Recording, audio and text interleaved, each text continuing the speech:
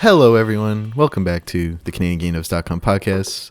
We took a week off. Everything was getting really busy, and we just couldn't make it work last week, Steve. And I apologize to you and our viewers.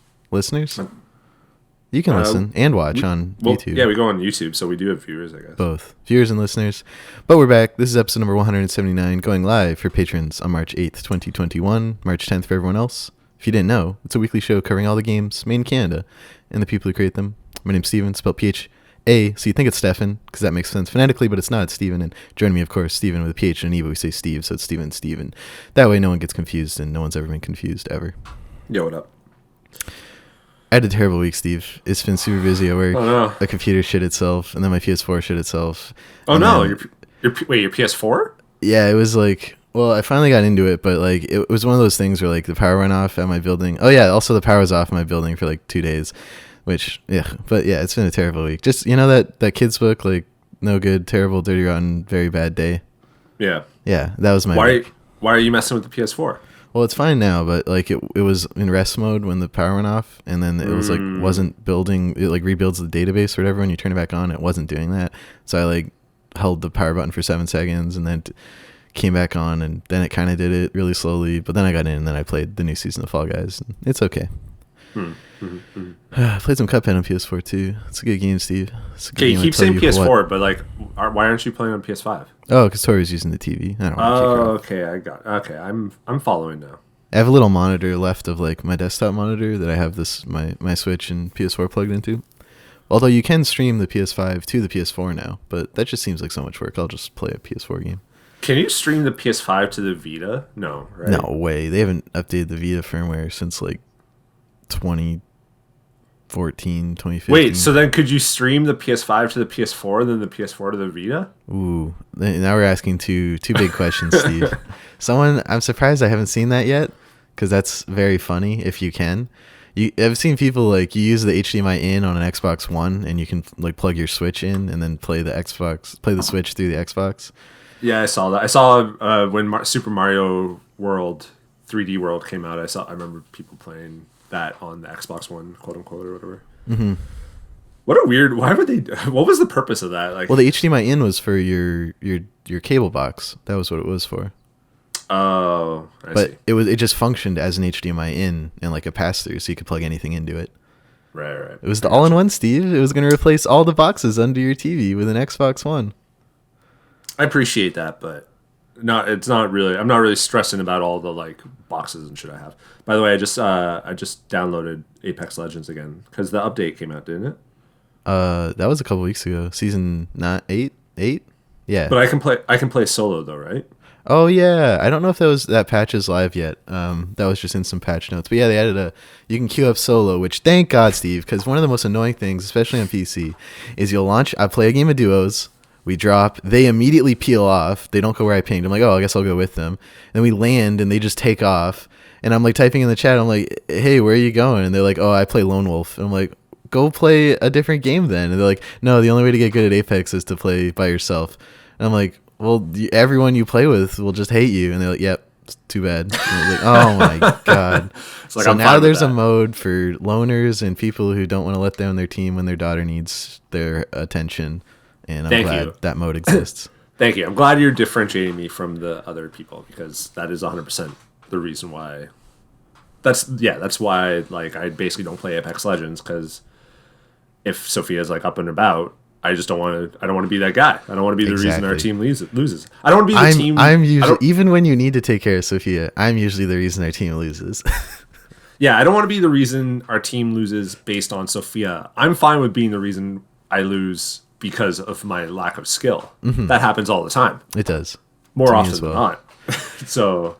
But you know something that is good this week, Steve? Canadian Games? I don't know. I was going to set up our patrons, our amazing patrons. Oh, right. Always backed us, always got their support over at patreon.com/CanadianGameDevs.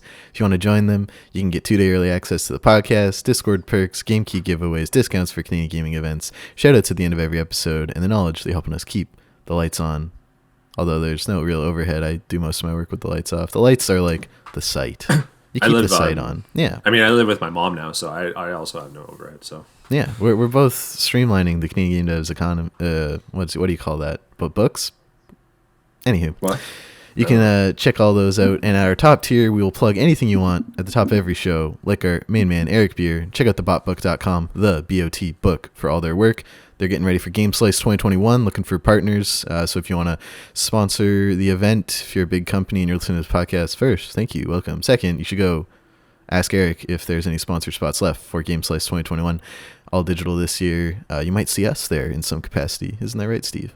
Mm-hmm. Mm-hmm. Mm-hmm. I also, at the top of the show, of course, want to plug all the ways you can support the Indigenous movements across this land back lane in Ontario. They were having a charity, one of those like auctions to raise money. So they were giving away art and, different things the community had created. Wet'suwet'en in BC, still fighting against the pipeline our prime minister's building. There was one good Onion article. It was like Justin Trudeau tearfully chains himself to Keystone XL pipeline. I'm messing up the punchline, but it was a good Photoshop. Good work, Onion. In the Micmac out here in Nova Scotia, something happened, and I wasn't able to fully read the news story, but I believe they are. Let me go over to Google News here. Nova Scotia Micmac unified in opposition to the moderate livelihood rules. A lawyer who represents the Micmac for decades has unified the group's opposition to conditions set this week by the federal government for how the Mi'kmaq should be doing their fishing. So it looks like they're gearing up for a legal challenge there. Well, they have a lawyer. Good for them. We have a lawyer too. Everyone should get a lawyer. Oh, yeah, that's right. We're big time. So if you want to help the Mi'kmaq Chiefs, link top of the show notes. And Night of the Indigenous Devs, of course. If you want to help Indigenous people by supporting their art, that's another way to do it. There's lots of ways to support. Steve, we got too many jobs on the site. That's not true. We could always have more, but we have a lot. Wait, if you want a job in the game industry. If you want a job in the games industry, boy oh boy, let me plug some of these for you, Steve. Sega Mini, still looking for a data engineer and Unity game developer, as well as talent acquisition manager. That's at Toronto. They are also looking for interns who are paid, Steve. Be a paid intern for Sega Mini. They have a cute logo. Pop Reach is looking for a lead game programmer and a senior game designer, as well as a user acquisition manager and product manager out of their Vancouver office. Sleeping Giant Interactive is still looking for a character animator rigger in Toronto. Stitch Media is still looking for a Unity game developer. Dark Slop Jobs is looking for a senior and lead Unreal Engine 4 VR game developer. Why don't you tell me a little bit about this job, Steve? New one on the site. It's Dark Slope. Dark Slope. Oh no! Now we sound terrible. You misspelled it in the. Let the record show. It's Dark Slope, but Steve missed the E, so I said Dark Slop, and I'm like, oh, that's kind of a weird name for a studio, but I just rolled with it. So, real tight ship you run here. It was 100% my fault. Tell me about Steve. Yeah. Let me just kind of pull it. They actually did like the posting for me, like the little preview. So Dark Slope Studios is on the hunt for passionate, collaborative game developers to help us create our next batch of exciting new VR titles. We're currently hiring a contract senior Unreal Engine 4 VR game developer and full-time permanent lead Unreal Engine 4 VR game developer. So you can go to, it'll be on the site, canadiangames.com/jobs. That's where all these jobs are. Mm-hmm. And they're based in Toronto. And I always try to see if there's like if they're remote now or whatever, but you can just like kind of look into that. But basically, Unreal Engine VR. If that's your thing, then there's a role there for you. So we also want to plug lead Unity developer who will be doing some programming at Toby Dixon's new studio, famous Toronto game indie artist of Nidhogg and Atomic Crops fame, started a new studio, Furcula, Furcula, and is looking for a lead Unity game developer with a lot of experience with Unity and programming to come work on their debut solo project. I guess it's not solo because you're helping them. Debut project they're in charge of? Let's go with that. And lastly, Steve, Bitwise Alchemy. They're based in the U.S., but they're hiring remote, so it's okay. This is open for U.S. and Canadian. So they're hiring a senior engineer, and they're usually, it says on their website, they're usually attached to a client's project. So AAA studio, gaming adjacent project, like a simulation, or a gaming startup for the first prototype. And in general, so they're looking, for people who kind of have experience with Unreal Engine 4, experience with graphics, optimization, networking, and multiplayer, backend service development, just a software engineer that kind of like has all the tricks of the trade. So it's fully remote, and it's open to Canadian and US, and they really stress like the crunch hours and stuff like that. So it's probably a good opportunity for a few of you out there. These are all on the site, CanadianGameDevs.com/jobs, and in the show notes. I put it everywhere. You can check it out. Join our Discord. We post them there too. And also other people kind of look to collab there. We have a Look into Collab channel. That's not paid, guaranteed, or anything. But, if you're working on a project and you want some help, that's a good channel to be in. Mm-hmm. Steve, I got 2 events to plug. The March Speaker Social, 3 actually, is coming back from Jam Sega Games Saturday, March 13th at 5 p.m. They got some speakers coming in to talk, of course, via, I assume, Zoom, but the Eventbrite is still up. Tickets are still available. Oh, shoot, I missed this one. Dirty Rectangles is coming back. They have a talk I'm pretty interested in. I'm going to try and tune into this if my computer doesn't continue to demolish itself. March 10th. So the day this goes live, for everyone else, 8 p.m. Eastern, they will have a talk featuring Kara Stone, Jeremy Penner, Josiah Wilkinson, Jonah Davidson, Davidson, Daydson. That's kind of cool. I'm interested to hear Kara Stone talk because I've been following them on Twitter for a while. They're pretty cool. They are going to be talking about... hold on. What were you going to say, Steve? I just wanted to make sure I remember who Kara Stone is. Yeah, Kara Stone used to live in Toronto, I'm pretty sure. Yeah, they went to California, I think, to teach. A sustainative support from digital creations doomed by their capitalist origin, only able to offer up corporate productivity culture as a digital medicine. I don't know what that means. I'm going to go tune in this talk and find out. That sounds right up your alley, to be perfectly honest. It does. And lastly, Steve, XP Game Developer Summit has returned after COVID sort of kicked them in the butt last year. They're back April 8th, 2021. There'll be presentations, workshops, the game showcase, and a mentorship program, as well as job fair. All of that, XP Game Summit. Oh, no. xpsummit.ca. This will be in the show notes, too, under events. You can check out all those events and more. CanadianGameDevs.com/events. I guess Game Slice is happening as well. Oh, but that's in like September. You got time. You can't even get tickets yet. We'll let you know when you can. We'll let you know when you need to worry about. Stay tuned. We'll let you know when you need to worry about Game Slice. All right, Steve. I got some news for you this week. Mighty Fight Federation. It's out now. You're going to tell me about it when we talk about what we've been playing. But for those who don't know, it's a 3D throwback arena fighter from Ontario-based Komi Games. It's out now on Steam and PlayStation consoles, led by the creative visionaries behind User Words, Way of the Pacifist, and some classics like Eternal Darkness and Metal Gear Solid Twin Snakes. Features local and online multiplayer with 13 characters.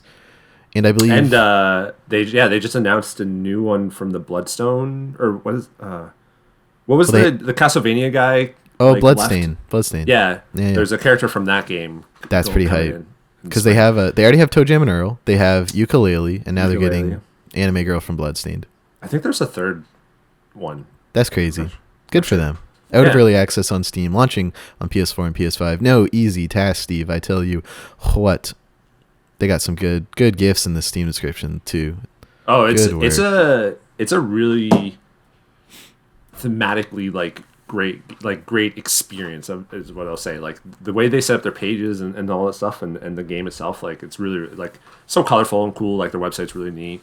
I bought it and I also said I would get the platinum, but I actually haven't like played it yet. Like I just sort of downloaded it and bought it or whatever, and it's on my queue, but I actually haven't dived in yet. So I won't be talking about it later. But I'm excited to dive into it. It looks really, really cool. Next week, you'll let us know what you think. Maybe I can get it. We play together because it's got online co-op. It's on. It did have a PS Plus discount or whatever, so it was like $20 when I bought it. Or I'll totally get that. We could play some. Talk about it on the stream. I mean, talk about it on the podcast. I did stream. Oh, and you can stream it. I could, yeah. I got the technology. Steve, another game coming out from a Canadian developer, Socko Dice. It's coming to Switch. It's $8. Let me tell you about it. It's a puzzle game where you navigate dice through mind-boggling levels to match the number of dice with the number on a designated line. Now, it's really hard to describe puzzle games on a podcast, on an audio format. Steve, are you familiar with that old web-based game where you were flipping that block and you had to land it at... it was 3D isometric view and you were flipping this block back and forth to try and get it to land perfectly upright in the hole at the end. Yeah. It's kind of like that, but there's dice and there's spaces on the ground that say like 1 or 5, and you got to get the dice to land. So the face value is the space it's landing on. So if the space is 1, whoop, I hit my mic. You have to land with a 1 on the top of the die. Does that make sense? Yeah. Okay, I think that's a good way to describe it. It looks great. I love that game. When I was a kid, I played a lot of that in class. Don't tell anyone. And you know what, Steve? You know what Nintendo has given me the ability to do on this website? Oh, huge. The ability to add it to my wish list, which I will absolutely be doing right now. Nintendo does what Sony don't. Nintendo does what Sony don't. How do you like that? Who's currently in charge of Sony? I don't know. I lost track after Kaz or whatever left. Yeah, all the primary PS4 people have kind of left, right? Shu's still there. Oh, that's true. You're right. Shu. God bless you. Hey, Yoshida, our Lord and Savior.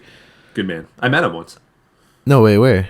At TGS. Oh, TGS. You were in Tokyo? Oh, yeah, you told me about that. Yeah. We went to Tokyo in September of whatever year it was, 2016 or something like that. Huh. And I interviewed, it's when Runbow was like being ported to Japan. Or that's ported awesome. in Japan, sorry, on Wii U. Translated, right? Yeah, because I guess back then, I don't know if this is still the case, but back then, even on Wii U, like eShop, you still need a publisher, and so they couldn't self-publish it, so they got like a Japanese publisher, and then like they would help with the translation stuff. So I interviewed Alex at 13 Games, and then like I just stuck around, and then I followed Shu on Twitter, and he said he was there on the show floor, so I just kind of briefly met him and told him I love him, and then I bounced. That's awesome. I have an outstanding friend request. That is, you know how it shows on the PS4, like when it's like in their box and they haven't deleted it or anything? Yeah. At USC. It's just sitting there. Pending friend request. I'm sure he got like the 2,000 in a day instantly and then just didn't go through any of them. So Shu, add me on PSN.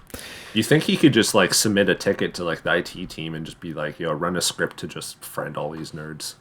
Well, then they switched the PS4 thing, so now it's like you follow people because there were too many celebrities. Yeah, I hate that. And they're the recommend. It's just like, follow Game Over Greggy. I'm like, no, I don't need to follow this fucking guy every single place on the internet. Also, follow us on Twitter and Facebook and Discord and join all that stuff. Yes.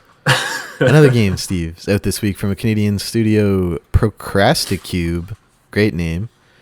Avoid your responsibilities by jumping over them in this fast-paced, endless runner. Sounds like a great time. I would like to do that both digitally and in real life. Unbearable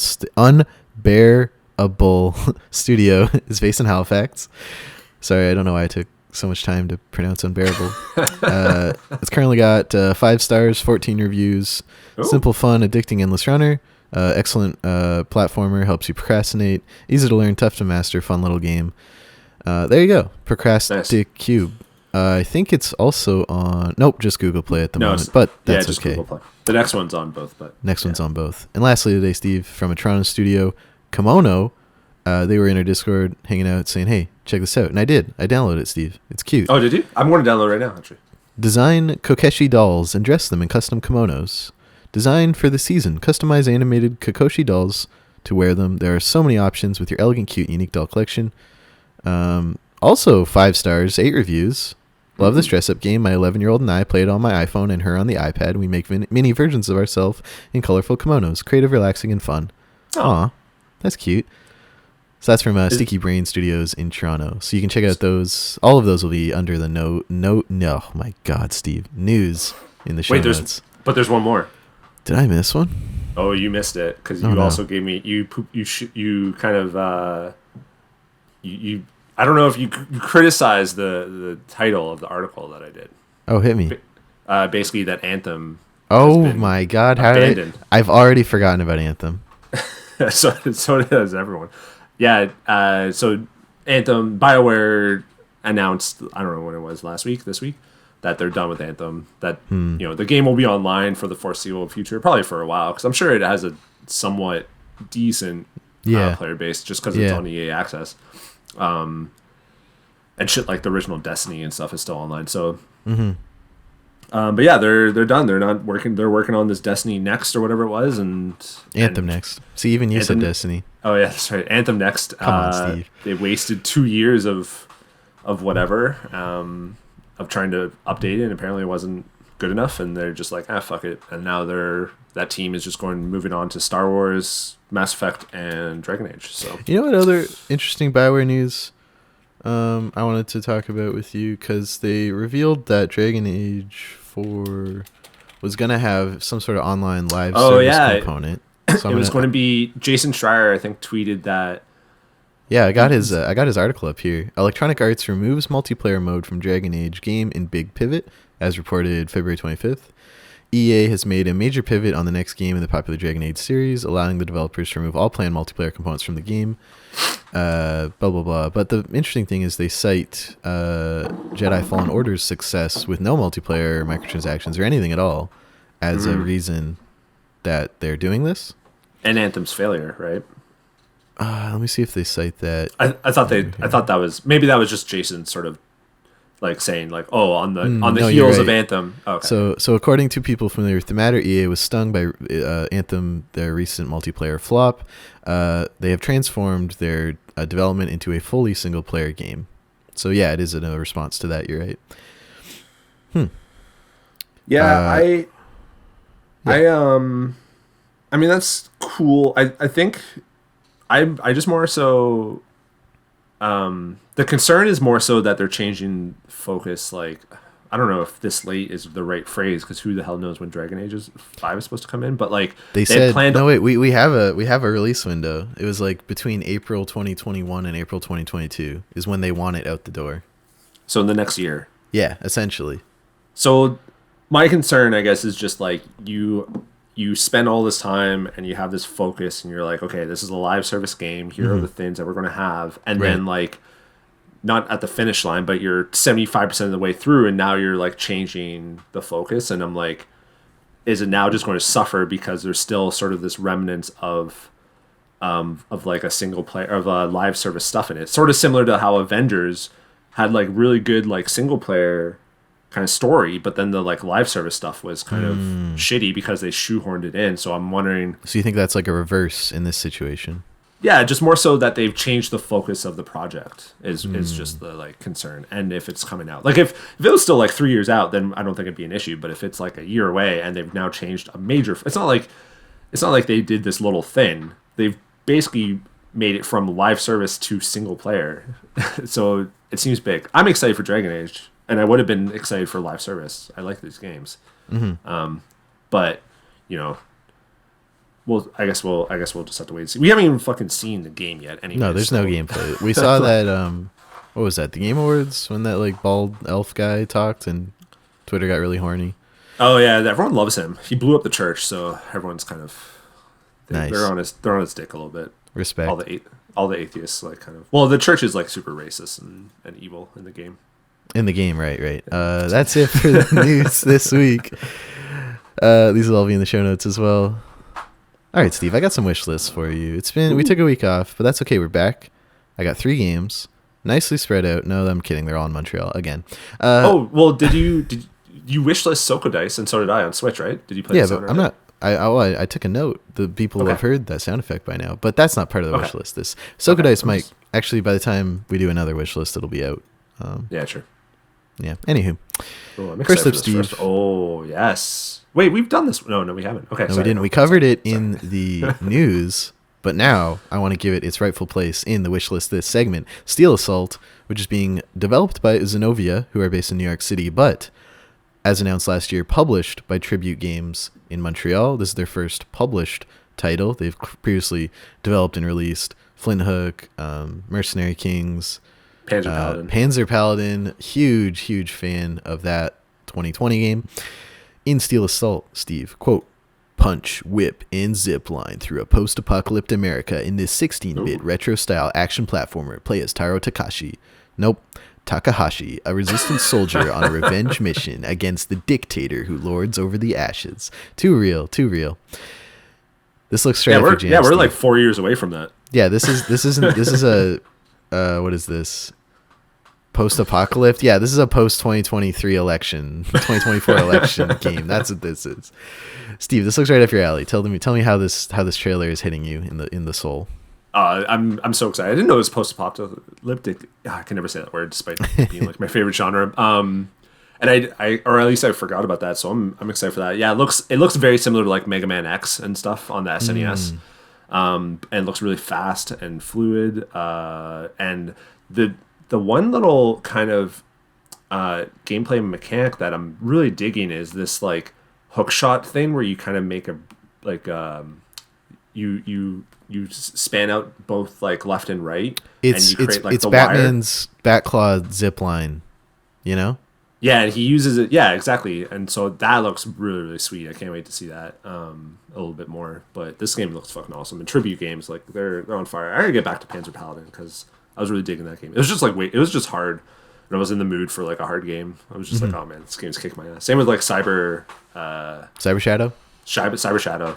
Yeah, dude, I streamed Panzer Paladin. I took like an hour and a half to get past one level. It was brutal.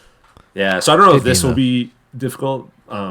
It looks hard, but I mean, it's all relative too. But this looks fucking awesome. So excited for this. I have to ask you. When's it out? 2021. All right. 2021 is Steel Assault, published by Tribute Games, Montreal, Quebec, on your Steam wishlist. Yes, it is. Oh, there's a demo. Yeah, they had one. I think they left up since the Steam Game Festival. Wait, I can't. Wait, Can you where's it? Where does it say if there's a demo? Well, sometimes they make the demo a separate Steam page. So let me see. It doesn't look that's the case. Oh, they might have taken it away. Yeah. Wait. Okay. Yeah, they might have taken it away.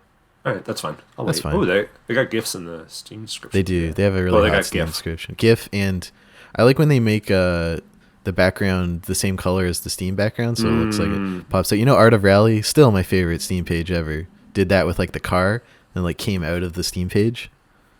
Yeah. That was good shit. That was good shit. I guess this is one GIF, but it shows two different areas, so it's like. And the mechanic you were talking about. Yeah. Oh yeah. It's good. That looks like GIF. A boss fight. Oh, good shit. Good. It's a good GIF. Next game today, Steve, Fractured Veil, with some developers in Montreal, Quebec. It's releasing to be determined. Quote, live out the apocalypse in a paradise and discover what remains of Lahania. Build your base, explore, craft, survive, and keep the aloha state of mind. This looks like an Unreal Engine game if I've ever seen one, but that's okay. It's coming to early access this year. It's got online co-op, action, base building. Could this be Valheim, but for zombies and tropical island? Probably not, because Valheim's like unprecedented success, but I still believe in their abilities. I'm looking down here in the Steam page, Steve. Look, this guy's made a crossbow out of a ukulele. The front of the ukulele is where you like notch the arrow and then you pull it up the frets and then lock the thing in the back. If this game has like crazy Dead Rising crafting stuff like that, that would be cool. Dead Rising.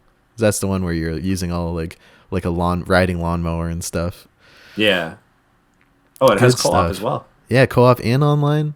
That's a challenge. Tell you what. What do you think, Steve? Yeah, like actually I started playing what was that Xbox zombie game that's like open world and Xbox. That's Dead Rising, isn't it? No, it's State of Decay 2. State of Decay, yeah. I started playing State of Decay, so this is like bringing up that kind of stuff, which I dig. I like the zombie stuff and building and whatnot. So this is looking pretty sweet. It is looking pretty sweet. They got GIFs and Steam page. Oh, it's early access too. So when's? Well, it's going to launch in early access, and then they said they'll be focusing on 16 to 24 months. This isn't a cash grab. We are and will be in this for the long haul to build one of the best survival games the community's ever seen. Big commitment there in the Steam description. Yeah, 2 years of early access is pretty steep. I mean, this game is still looking pretty sweet for something that's coming out in early access and still has 2 years of development ahead of it. So. Yeah, I mean, it works we've seen it work, which is why I think. Oh my God! So they do at the top of Steam pages you can do like live streams now, and they have one that's just an AI drone feed live from inside the world of Fractured Veil. It looks like it's just this camera that just goes around like a map they've set up and just like zooms in on things, which is very funny. It's like those people who set up YouTube channels at like aquariums to like just watch the jellyfish, but it's just watching their open world game. The animals. That's good. I haven't seen that. That's really funny. I gotta ask Steve, is Fractured Veil partly developed with some devs in Montreal, Quebec, on your Steam wishlist? Yes, it is. Excellent. Last game today, on Wishlist This also comes at us from Montreal. Run Prop Run by Play Together Studio. It's releasing in 2021. Quote, Run Prop Run is an 8-player prop hunt hide-and-seek game with platforming skills and crazy game rules. Join the hunter's army to seek props or disguise as random objects to deceive each other. Steve, have you ever played Prop Hunt? No, this is a really popular multiplayer game mode. I think it started with Gmod, which was like a Source Engine game, but then it came to like Call of Duty. They have one in Cold War. Basically, the premise is you play as a prop, so like they're an easel or a lamp or a box or something, and then you run around and stay still, and the hunters go around and try and figure out what's a prop and what's not, what's like a person and what's like just an object in the game world. And and this looks like a game that just goes and takes that to the extreme, because in Call of Duty you're just like random things from the environment, like a box or a chair or a TV or something. But in this, so there's the hunters who have like guns and slanty eyebrows indicating they're angry, and then there's the props, which is like a tire, a lamp, a box. So how can you tell if something is a prop or not? Like, does it have That's the eyes? It. Well, you can in Call of Duty or Gmod 2, you like shoot them, and if they start to take damage, they're a prop, and they run and like go around a corner and try and hide again. Or they can swap which prop they are, which you have like a limited amount of uses. You can do that. I and see. If you get their health bar to 0, you take them out, and if all the props are eliminated, I'm just you win. seeing the lamp like run away. This looks funny, right? Looks good. And so there's googly eyes on everything too. You can customize. I saw like briefly a customize your prop screen, which is funny. Yeah. Is there? So wait, you said this is also like a Call of Duty mode or something, or? Yeah, they have a prop hunt. They added it to Cold War. I played it last month, 2 months ago with some friends. It was in the Nuketown map, and it was for like Christmas. So like there was like presents you would hide under the tree, or like candy canes, and you like stick up in the lawn and you would run around. That's funny. I haven't seen this yet. That's cool. This is a good shit. Actually. the big googly eyes on the props kill me. Yeah. Online co-op, online PvP, cross-platform multiplayer. Oh wow, Oof. big commit from Play Together Studio. I mean, that's their studio name, Play Together. So they're clearly they care about that. And this still has a demo up on the Steam page. You can play the demo right now. It's planned for Q2 2021, which I think is April to June. Yeah, April to June. So this spring, Run Prop Run. I would like to play this with Steve because he's never played a prop hunt game before, and I think he'd have a good time. I gotta ask Steve, is prop hunt? No, Run Prop Run! Exclamation point on your Steam wish list. Yes, it is. Excellent. That's it for Wishlist This. I gotta find that time so I can throw the sound effect in. I'm so tired, Steve. Oh, I'm exhausted. It's been a lot. This was the first morning I slept in a while. It felt good. I slept until yesterday was. I got up early this morning because my girlfriend wanted bagels, so I went and got her bagels. Oh, nice. Where'd you get bagels? Across the street. I just went to Sobeys and just bought. Oh, true. They have like the in-house bakery thing. Yeah, one thing I miss about Toronto what was the grocery store near me? There's a grocery store near me. I don't remember the name now. That had a really great bakery, and I have yet to find a good bakery in Owen Sound. I'm sure there's one, but still. If you're in Owen Sound and you're listening, get at Steve at Stephen L. Crane on Twitter. Let him know which bakery to go to. If you're in Owen Sound, I want friends, so yeah. Message me. Let's just hang out in general, because there's no. Keep trying to convince my friends to like move to my mom's basement. Be like, yo, I think I even told you to move to my mom's basement. Dude, Steve, if everything goes to shit out here, I'm there. I'm in a heartbeat. I'll put up a little TV next to your TV. We'll play Godfall together. I'll buy Godfall. Who cares? I'm unemployed. We'll just hang out and play games. Don't buy Godfall. Okay, spoilers. Did we talk about anything on Discord in the past 2 weeks? I know we did. I just... Dragon Slumber and I had a nice little discussion about Breath of the Wild last night, because he just started playing it for the first time, and so he had some thoughts and stuff. 4 years, almost, 4 years to the month after it launched. Yeah. So we were talking about that, and he also like brought me up to speed on the Sonic like kart racing game that apparently like goes to all the different like Sonic, like there's a Shinobi one or Sega franchises, so there's like a Shinobi one and Dreams and all this stuff. That's awesome. And I have it. It was a PS Plus game on Vita, so I went to and that's how you found out your Vita. Yeah, I went to charge my Vita, and then I like tried to play it or turn it on this morning, and it's still not charging, or it's just still not on. So like, that's so sad. Are you gonna get another one? I don't know, because I don't know. I don't know. Okay. I'm focusing on the Sega Genesis, right? The Vita. I mean, I haven't played the Vita since I played Darkest Dungeon 1, which was, I don't know, a few months ago now. So I've only played the Vita a handful of times the last like year. So I feel like if it is done, then it's just done. If you see it and it's a good deal, you'd pick it up, but you're not going to go to your way for it. Yeah, that's the thing. There's still like $200+. I'm like, No, you don't need that. Yeah. I'd rather. I'm still looking for like a 32X and other stupid shit. So if I'm gonna, I only have so much money for stupid shit. So if I'm gonna buy something stupid, it's gonna be Sega Genesis shit. You know what I'm saying? I know what you're saying. Yeah. Just before we hopped on this call, Dragon Slumber was also talking about the minimum wage in the Politics channel, and that's absolutely what I'm going back to after this because they're wrong. Minimum wage in Canada should be like $25. All right, let's. Don't worry about that. Don't worry about that. What have you been playing, Steve? NHL 94 and NBA Jam, Sega Genesis, which is awesome. He's on fire. It's so good. NBA Jam has like little like full motion videos as well. When you win, it plays like a 3-second clip of like your player like dunking or something like in real life, and then that's awesome. It like blows my mind, like because it's blown up on my 37-inch TV or whatever, and then not to mention it's on a fucking Sega Genesis cart, so it looks like shit. It's I laugh every time I see it. I've played TV. I've only played NBA Jam at an arcade on an arcade cabinet. Yeah, that NBA Jam is like awesome. It's so good.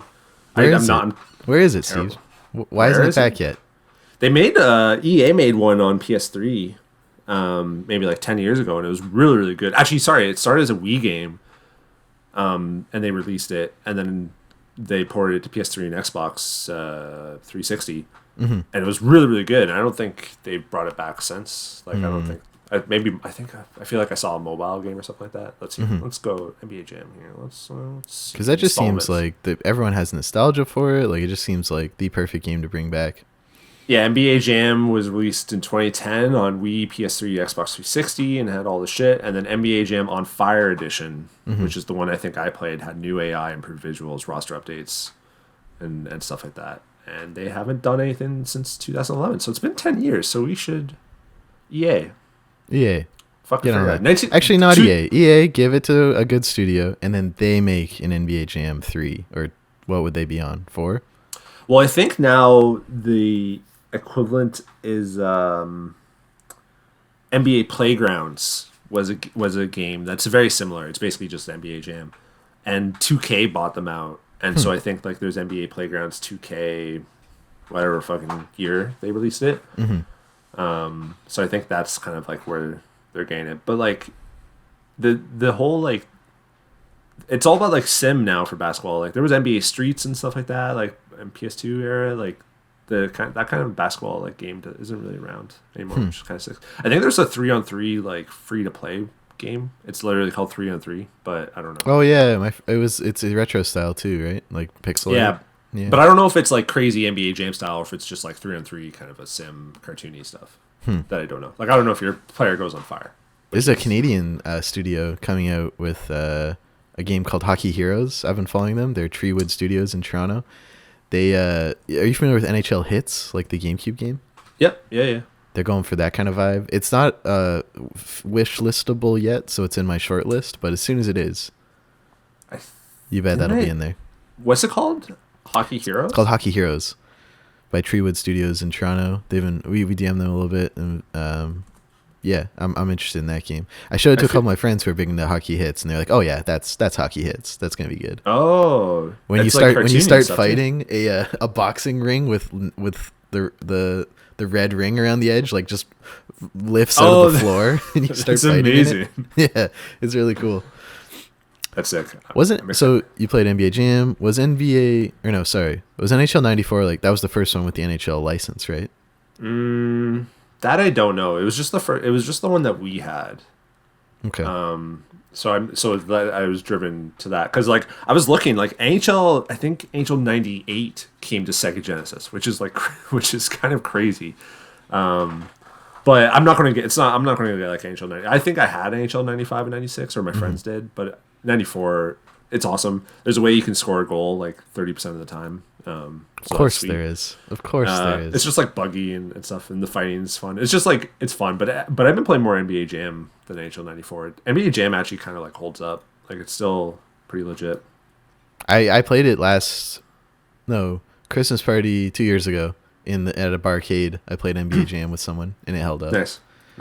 There's I don't know if this is on the Sega Genesis one, but on the arcade one, I forget the teams involved, but I think that one of the developers was a Detroit Pistons fan. That's amazing. Back in the day, the Detroit Pistons and Chicago Bulls had beef, and so basically, if you were, it was basically impossible for the Bulls to score within the last like 20 seconds against the Pistons if the game was close or something like that. Like he made it like unwinnable for two teams. I forget like the exact details of the story, but I love how like because the game was made by like 3 people, so like he just throws in the scope. Couldn't do that shit today. I love that. And then I picked up Godfall, and it is despite the entire Discord server's recommendations against. Because because all those recommendations came from people who didn't play it. Yeah. So I like I love Fallout 76. I enjoyed Avengers, so I don't really, I thought I would enjoy this a little bit more, but it's not very good. It's basically grindy the game. Like you're just grind everything, and how like Avengers like has like 3 or 4 kind of action games tied into it because like the character like Iron Man controls different than Kamala and all that stuff. The differences here are the weapons, and there's not really that much difference. So you like it's really really just like repetitive.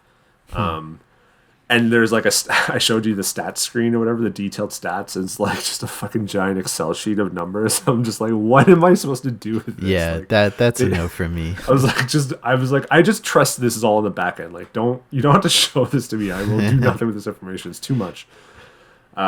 It's really pretty. It's really buggy.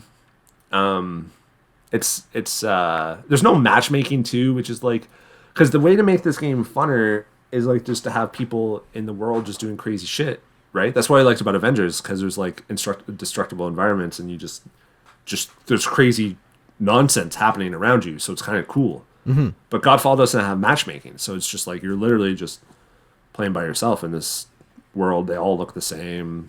I don't know. I already beat it. It's really short. I'm gonna try to platinum it. We'll see. I'm gonna try. I also said I would platinum Anthem, and then as soon as I saw it on my PS5, like I downloaded it, I was like, nope. I just deleted it. And then the last thing I just played like half hour last night. Roguestar Rescue. Canadian game. This came out of early access last month, I think. And it's like a twin stick shooter, but then has some like tower defense mechanics in there too. Like you kind of get to the end of a level, and then it's like a tower defense part. And then like previously in the level is when you're kind of grabbing the stuff for the tower defense part, I think, and money and stuff, and you level up, and a little bit of I think it's a little bit of like rogue light, like you're leveling up and all that. So it's pretty fun. I want to play more, but I just kind of like last night I was just like maybe I'll play a little Steam game here. So I played that Roguestar Rescue. It's good. It's good shit. It's good. What about you? Last night I played the first couple hours of Maquette. It's the latest game published by Annapurna, who is kind of like blown up in recent years with like Donut County and What Remains of Edith Finch and other stuff. It's from that actually I kind of want to download that then. I loved What Remains of Edith Finch. So this has been interesting. There's been a bit of discourse on Twitter this week, which I've actually kind of like gone back and forth on, about like when the publishing label supersedes the developer, because this is a debut game. And I was reading an interview with the developer, and he was like, yeah, people were like replying to the tweets about the game, like, oh, I love Donut County and What Remains of Edith Finch and Sayonara Wild Hearts. I'm like super excited for this. And he's like, this is my first game I've ever released, like being compared, because the publisher has such like star power now, like that might set expectations really high. And also then it becomes like when I talk to people who be like, oh, Ape was a Devolver game. I love Devolver. I'm like, well, Devolver's the publisher. It was actually developed by a solo developer. Like, and so like the publisher becomes bigger than the actual person who made the game, which as someone who makes games, like I think the person who made the game with the assist of a publisher should be the one who, gets the spotlight, because you're the one working on the game. So it's been interesting. Like that conversation on Twitter was pretty interesting. And the developer specifically bringing up how having a publisher even like set like just like you said, you're like, and just like I said when I saw it, I'm like, oh, I love What Remains of Edith Finch. I want to check this out. It's kind of like a puzzle game where you play with perspective, like superliminal, but it's not in the immediate space in front of you, there's like a tiny version of the level in the middle of the level that you can take items into, and then if you drop them there, they drop really big in the actual level around you. Does that make sense? It sounds fucking confusing. It's confusing. It's artsy. They have good music. I think they have actual like licensed music, which I really like. More games should include music with lyrics. I'm just gonna say it needs to be done. Fallout 76 had a great radio. I think Later Daters menu music with still the best music ever. So good, Steve. It's more games because now it sticks out. Like when you're playing a game and like a song with lyrics comes in, you're like, whoa, awesome, you know? Yeah. So Maquette has good music, and it's on PS Plus for PS5 for the month of March. So yeah, check it out. And I guess 2 weeks ago at this point, when Lemon Cake launched on Steam, I streamed it to a lovely audience who was helping me make and manage a bakery. It's cute, Steve. It's really good. It's super, like, I played a lot of Big Fish games like Diner Dash and a lot of those like web games when I was a kid, like tycoon games almost. This feels like one of those games, a little bit more polished and super cute. You're making a bakery. At the end of every day, you take the money you made that day and buy upgrades or cosmetics, and it's great. Lemon Cake's great. It's out now on Steam. I hope they bring it to other things and do quite well. It's by Eloise Game Dev in Montreal, so Canadian studio. Yeah, I would absolutely go back. And I think I don't know. I have a really short attention span, so I think the grind, in quotes, like I wasn't getting the upgrades I wanted. It was like 2 or 3 days for something I just wanted to buy like that night and see what it was the next day.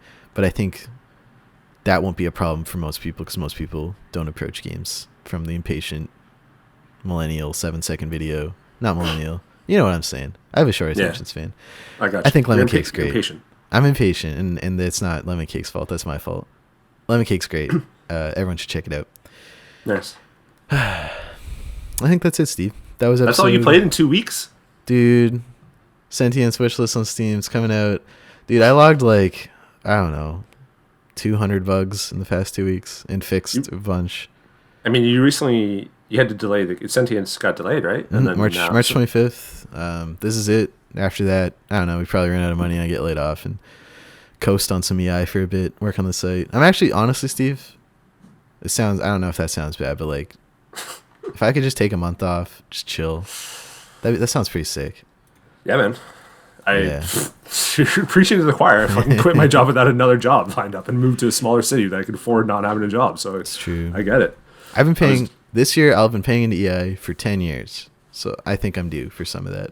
Yeah, I applied to EI for the first time last week or whatever, citing like anxiety and stuff, and like because basically the direct quote from my doctor was, "Okay, you have minor depression and severe anxiety," and I was like, severe. "Yeah, that makes sense."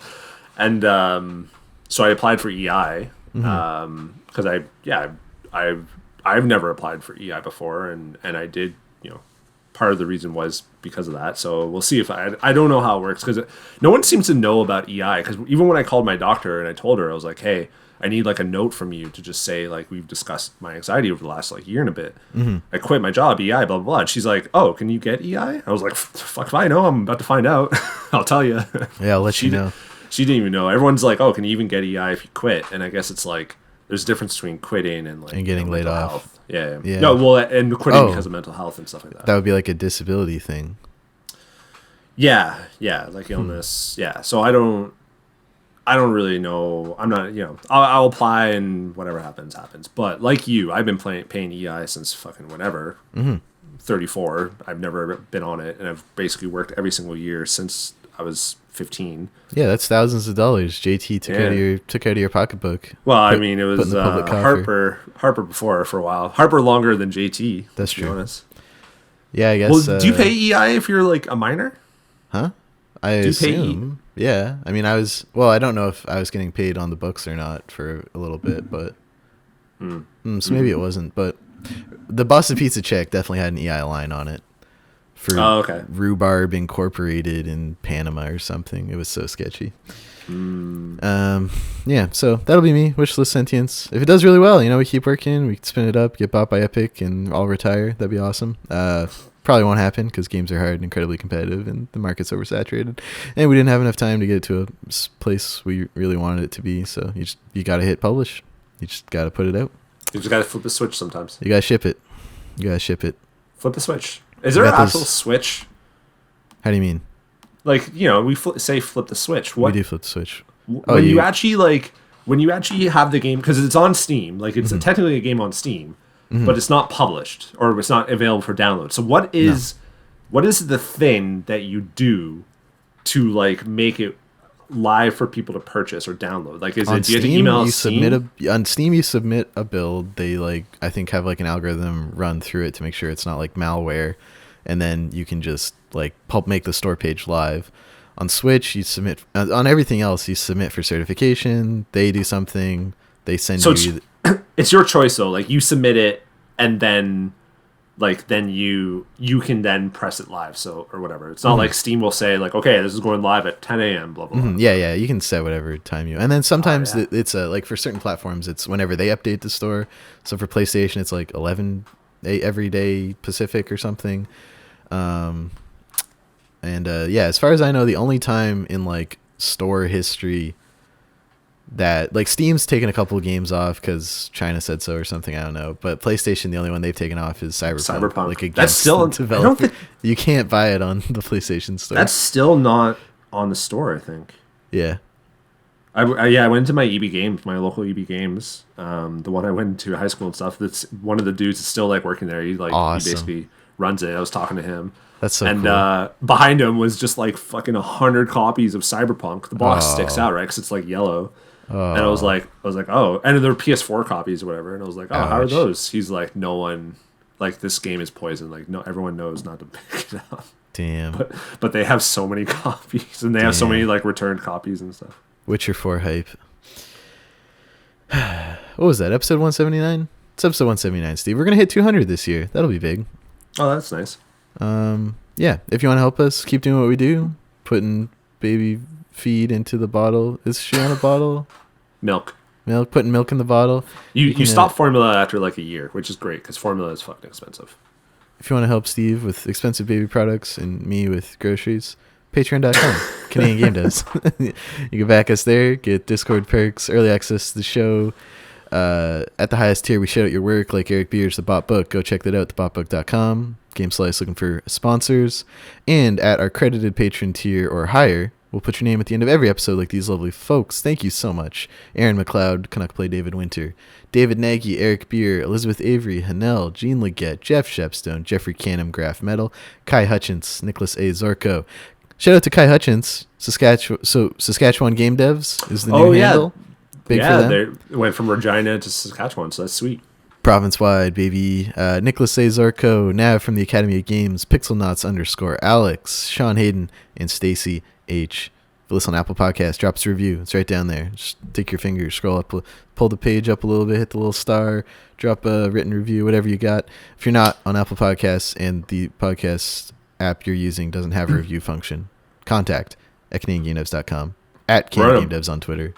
We're on a bunch of different. I spent last night, like 3 hours last night, just putting us on like a bunch of different. Because I was like, people were putting us on these RSS feeds because we like find them or whatever. Yeah, they tag us on tweets. And I was like, well, we might as well make it us so that we can look at the data. And I forget which one it was, but I looked at one, and it had like 4 or 5 reviews, and it's been on there for a while because one of the reviews mentions Brett and stuff like that, and like you can check out the analytics, and it was just like funny. I was like, who? I was like, did I do this? Like, I don't remember doing this, but maybe I did.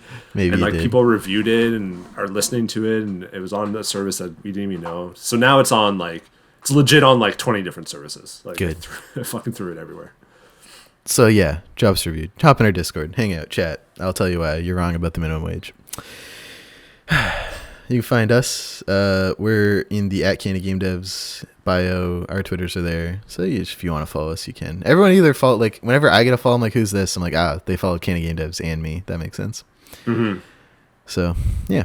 That's it. And then they follow you and they see the stupid shit that you post, and then they probably unfollow, right? Oh, absolutely, instantly. I post so much stupid shit. Like I get Facebook notifications all the time. That's just like, Steven posted a picture, and I'm like, I know. Why are you getting notifications from me? That's weird.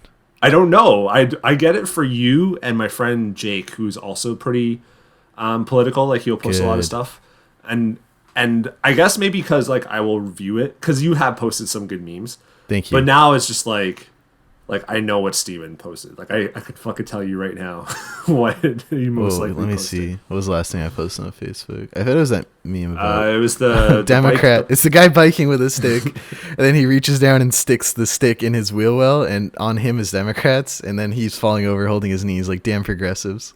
Also, because I take issue with your Sonic one basically because you did the memory. Yeah. Sonic, because Sonic is a capitalist. Sonic's not a capitalist. He's Yes, he is. fighting, He wants the money. He's He's an anarchist. Sonic's Dude, an anarchist.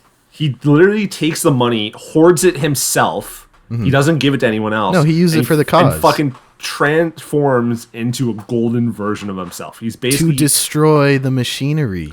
You Elon cannot Musk is defeat Elon Musk the master with his all tools, Elon Musk Steve. needs to do is put a golden statue of himself on the moon, and he's Sonic.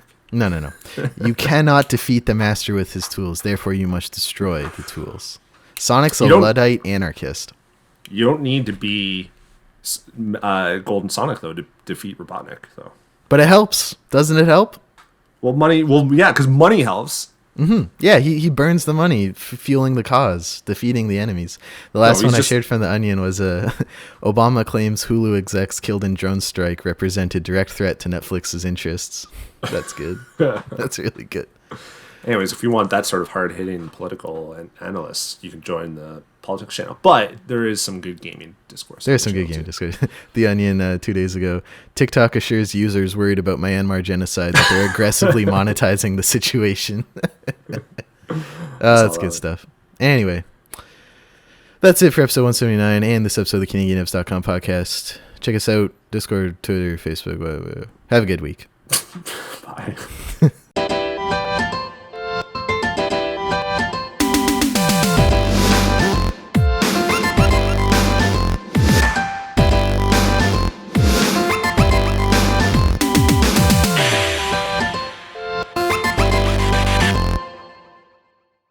The day is to do two things at once is to do neither. I disagree. Publius Sirius. That sounds like a shitty ancient name. Do you ever play Civ 4? They always do like a quote anytime you like do anything, and one of them was when you unlock hunting, it was if you chase 2 rabbits, you will lose them both. I feel like that's kind of the same thing. I like that one better. It's more specific. Yeah, me too.